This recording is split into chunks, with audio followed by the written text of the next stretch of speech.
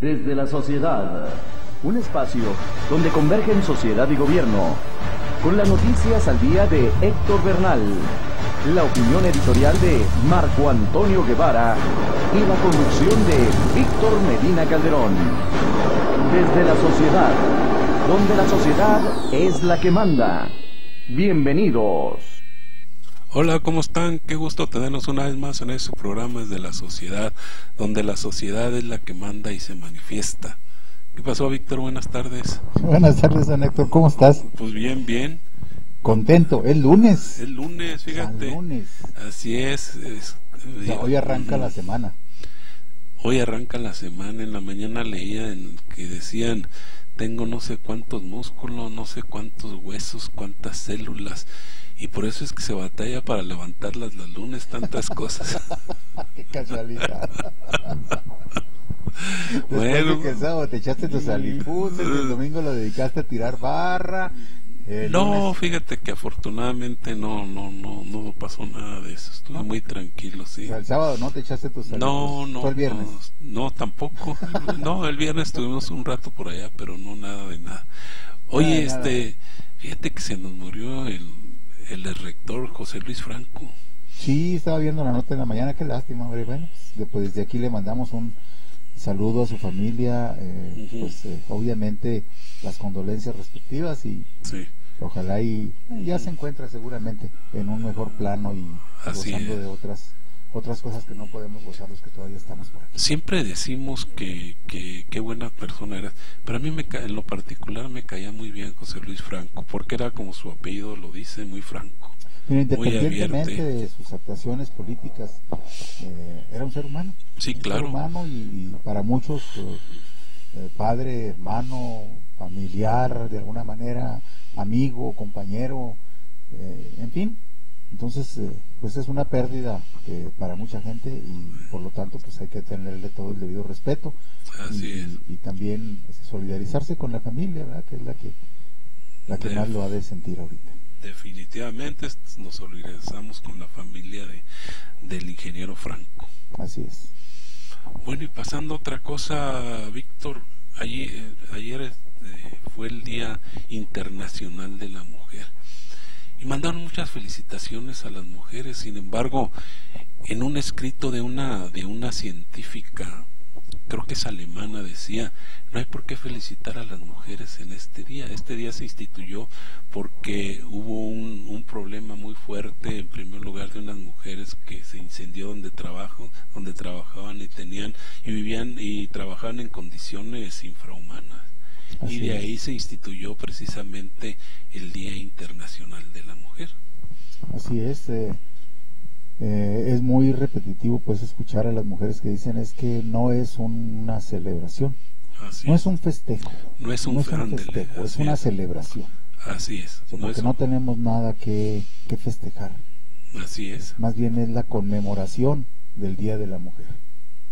Porque no es un festejo, dice, la mujer no ha avanzado todo lo que debiera de haber avanzado. Aunque yo creo que ha avanzado mucho, Ha avanzado mucho, sí, pues del 50 y tantos que fue cuando les dieron primero su derecho, del 54 su derecho del voto, bueno, pues ya está habido gobernadora. Así Ya es, nomás falta una presidenta de la República para que pues estén iguales de derechos, pero mencionábamos hace días de que no están parejos, o sea, eso de la paridad del género no existe, y a nivel mundial, no nada más en México, a nivel mundial. Pero no existe, ¿por qué?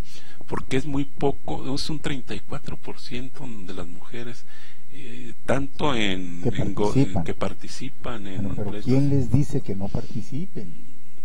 Bueno, esa es una buena pregunta también. Es que también yo creo que, mira, aquí en esto de la paridad de género que le llaman, muchos se han colgado para hacer, se han colgado para hacer otras cosas, ¿no? Pero la mujer, viéndolo desde el punto de vista neutral, tiene exactamente los mismos derechos que los hombres. Así es. Y somos iguales, a lo mejor no físicamente, porque físicamente sí tenemos alguna diferencia y hay que dejarlo muy claro, porque así sí, claro. es. Así es. pero mentalmente a lo mejor también la tenemos, porque las mujeres tienen una capacidad de proceso de información mucho más rápida que los hombres, también científicamente está comprobado. Así es. Pero entonces, ¿qué les falta para llegar a diversas posiciones? Yo creo que es un aspecto que tiene que ver con la cultura, un aspecto cultural. De que la mujer desde el principio de los tiempos ha sido la compañera del hombre y ha sido quien ha hecho las tareas, cuidar a los hijos, amamantarlos, está a cargo de la casa, en fin, las labores, mientras el hombre es el que trae el sustento. Y eso a lo mejor es lo que le ha dado más empoderamiento al hombre que a la mujer. Pero es tiempo de que se sacudan eso, y creo que ya lo están haciendo, poco a poco han ido avanzando, han ido caminando en este sentido, y poco a poco son más las mujeres las que están integradas en el ámbito laboral, empresarial, económico, profesional, etcétera. Así es. Y esto es bueno, ¿no? Yo recuerdo en el 75, fíjate, había una canción de Óscar Chávez que decía: año del 75 del México, no te asombres, se reunieron 1000 señoras para hablar mal de los hombres. Desde entonces comenzaba ya la famosa liberación femenina. Así es. En 1975, estás hablando de hace 40 años. Así es. Fíjate, y ha avanzado, pero no ha sido suficiente todavía. Yo creo que nos falta todavía el llegar y el procurar, que es lo más complicado. Así es. Que las mujeres que ostentan el poder y que tienen las posibilidades de impulsar a otras mujeres, no lo hagan por la paridad de género, lo hagan por la convicción de que hay mujeres muy bien preparadas que pueden hacer mejor el trabajo que nosotros los hombres. Así es. Y que merecen estar en unas posiciones de poder. Por eso sí, no porque son mujeres. No porque son mujeres. Fíjate que tienes mucha razón. Este razonamiento es bueno. Sin embargo, hay todavía muchas mujeres que, como tú dices, se preocupan por sacar a sus hijos adelante y abandonan un poco lo que es irse a algún puesto, porque entonces los abandonan. Sí es válido. No, bastante y hay válido, también, y es real además. Hay diferencias de sociólogos que dicen que, por ejemplo, en nuestro país, en México y sobre todo acá en el norte, el asunto de que hayan entrado las maquiladoras hace pues algunos años, ya en el 80 por allá, cuando el gobierno de Barrio que se creó estado maquilador, y que jaló a miles de mujeres a trabajar en el ámbito de la maquila, las sacó de su hogar para llevárselas a la maquila, hizo que tengamos ahorita una sociedad tan descompuesta como la que tenemos, porque dejaron de preocuparse mucho las mujeres en la educación de los hijos. Es correcto. Los cedieron a los abuelos o a los tíos o a otro familiar que los a los mismos vecinos. ¿Cuántos mismos vecinos se vieron agobiados de alguna manera porque les dejaban a los niños? Así es. Entonces se perdieron muchos valores. Entonces ahí vale la pena poner en una balanza qué es más importante o qué significa realmente lo que llaman el empoderamiento de la mujer. Así es. Ahora, además, la mujer, con todos los quehaceres, si se dedican a su hogar, con todos los quehaceres, bueno, pues son mucho más importantes que un hombre para la formación de la familia. Claro que sí, pues son las que forman a los hijos, son las que conviven diariamente con ellos, están al pendientes en la escuela de todo. Como que nosotros los hombres a veces tenemos un valemadrismo, ¿no? En ese sentido, que bueno, no se puede llamar así, sino simplemente es una despreocupación, porque dejamos la preocupación de la educación en este tema, en este asunto, en estos términos, a las mujeres. Y bueno, nosotros con el trabajo, con el la diaria búsqueda del sustento, pues como que hacemos de ladito esto. Y también somos responsables de alguna manera. Sí, no, debemos de coadyuvar en la educación de la familia, ¿verdad? Pero fíjate que sucede que en algunas sociedades que vemos que les llaman de la alta, y esto lo vemos mucho en unas familias que tienen resuelto el problema económico, que de cualquier manera les dejan a los niños a la servidumbre. Para que ellos sean los que las eduquen, mientras ellas andan en el cafecito, en el gimnasio y en tantas cosas más, y descuidan de cualquier manera. Por eso es que es muy válido lo que mencionaste al principio. ¿Por qué no hay más mujeres? Bueno, pues porque no se han preocupado. por llegar a los puestos. Muy bien, Víctor. Creo que por ahí tienes ahorita una palomita, Víctor. Gracias, don Héctor. Y fíjate que otro tema importante también que surgió ahorita en la mañana, bueno, ya tiene días, es el asunto de los funerales a futuro. Hay mucha problemática en este sentido. Nos están diciendo que hay cerca de 7,000 contratos en la ciudad de Chihuahua de gente que ha comprado sus servicios funerarios a futuro y que ahorita se encuentran en una perspectiva de indefinición de si les van a cumplir o no les van a cumplir. Sobre todo esos de la funeraria Perches, ¿verdad? De la Perches, los de La Paz que han estado cerrando. Los de La Paz también, ¿verdad? Han estado cerrando y inclusive ya tenemos un caso de una persona a la cual no le cumplieron y tuvo que pagar el servicio funerario de un familiar que desgraciadamente falleció y que bueno, pues tuvieron que hacer uso de ese elemento que tenían por ahí guardado como una seguridad para el día que falleciera. Y ahora resulta que no les cumplieron. Entonces, estuvimos platicando. Ay, qué peligroso, ¿eh? Sí, estuvimos platicando ahorita con el licenciado Carlos Alberto Muela Gabaldón, quien es el jefe de servicios en el estado de la Procuraduría Federal del Consumidor. Así es. Y definimos algunos puntos ahí, alguna estrategia para empezar a trabajar, para darle seguridad a esta gente de alguna manera.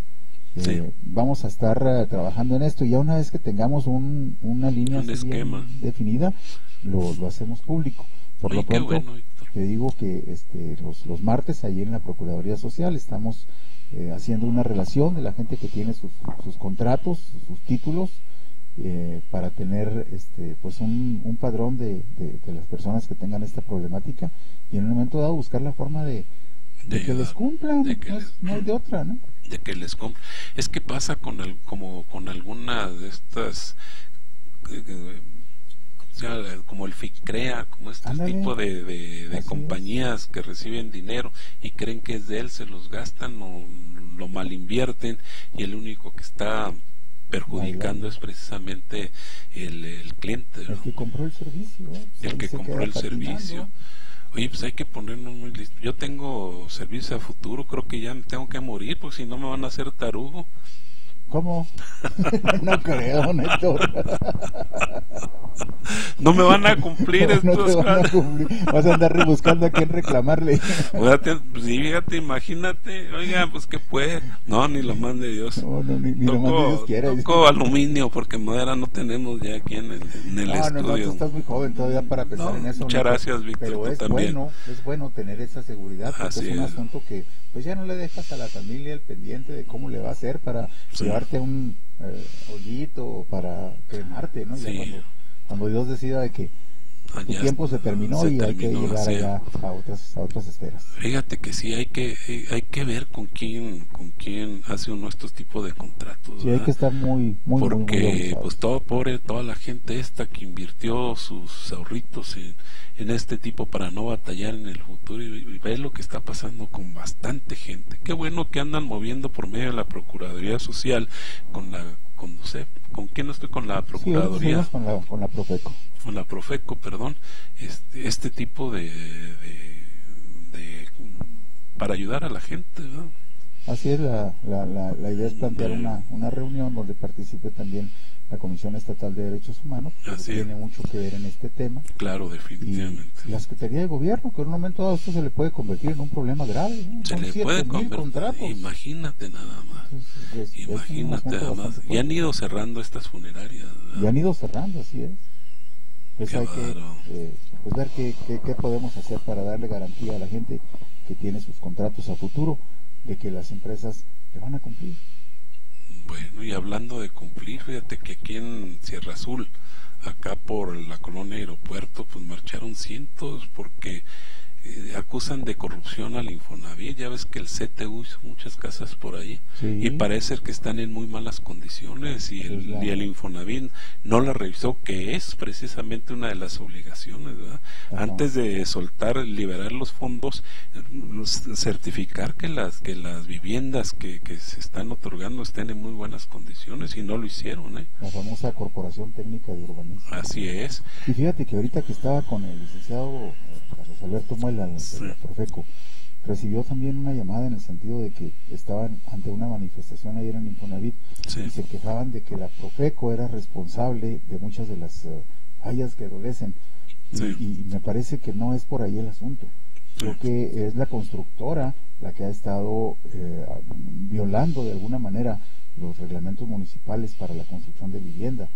Creo que ahí es donde la gente que está siendo afectada al comprar una vivienda que tiene vicios ocultos, que tiene mala cimentación, que está en un lugar en donde no debería de haber una construcción porque no hay permiso de suelo, en fin, todo este tipo de cuestiones tiene mucho que ver, no nada más la Profeco, sino la constructora que lo hizo y el municipio que aceptó en un momento dado, que otorgó el permiso para que se hiciera el fraccionamiento. Bueno, la canija corrupción y la impunidad, una vez más. Así es, porque estas casas, si se construyeron, fueron por medio de un permiso. Porque claro, tú empiezas a construir algo y te cae inmediatamente el municipio, obras públicas con una multa si es construcción nueva porque no la tienes registrada, si es una ampliación porque no la has manifestado. Entonces, ¿cómo es posible que haya este tipo de construcciones y no haya revisión? ¿Qué quiere decir? Que bueno, pues hubo mochada. Claro. Hubo mochada, entonces no se vale porque este tipo de vivienda es de las gentes que menos tienen posibilidades de arreglar sus casas. Entonces esto sí hay que verlo también. Vamos a platicar con los vecinos de Sierra Azul y a ver también qué se puede hacer, ¿no, Víctor? Claro que sí. Para ver con estas gentes. Y hablando de desarrollos urbanos, bueno, pues la Serato oferta subsidios para construcción de vivienda de calidad. ¿Qué es la Serato? Mi ignorancia. Es la Secretaría de Desarrollo Agrario, Territorial y Urbano. Ah, caray. Donde estaba Marín, que ahora se va y donde quedó el Murillo Caram, el procurador. Él es federal, el que quedó. Es una dependencia federal. Entonces estos subsidios, bueno, pues ojalá lleguen a las gentes que lo necesitan, porque por lo general se politiza esto y luego no llega a las gentes que son, ¿verdad? Lo reparten a los familiares, a los compadres, a los amigos, a los correligionarios políticos. Sí existe eso.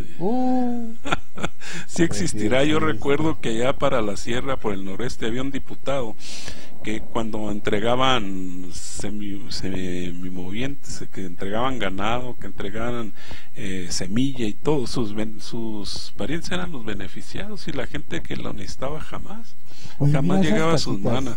Sí. Me parece que hay muchas casitas así de ese tamaño en muchos fraccionamientos de la ciudad. Sí. Y me parece que son lamentablemente una bofetada al asunto de la vivienda. O sea, no puedes pensar en que puede haber una salita de 2x2, una recamarita de 2x2 metros, hombre, pues. Sí, que si estiras los pies ya llegaste a la salita, a la pared, eso es correcto. Sí, es una cosa tremenda, o sea, casitas que están en 120 metros cuadrados construidas. Cuando mucho, porque hay unas casas de 120 metros cuadrados que son casas grandes, que están más o menos, no, pero en unos terrenos mucho más chicos. No, es un abuso por parte de 40 y tantos o 50 y tantos metros cuadrados. Una casita chiquita de tiro. ¿En qué te beneficia tener una casa de ese tipo? Y luego tan caras que están. Así es. Tan caras que están. Y luego con lo que caras que te salen con esos famosos financiamientos. Y aparte, porque ahora, por ejemplo, con el Infonavit, si no pagas ya te cargan intereses. Y hay cantidades, hay gentes que les quitan casi todo su sueldo, porque se han quejado mucho del Infonavit y jamás terminan de pagar sus viviendas. Yo creo que el Infonavit es una de las dependencias que deben de tener más revisión. Y luego con materiales tan de mala calidad, y a veces hacen las casas de puro block. Puro block, y el block es un material que no es refractario, que no tiene ninguna protección de ningún tipo más que de la dureza que lo caracteriza.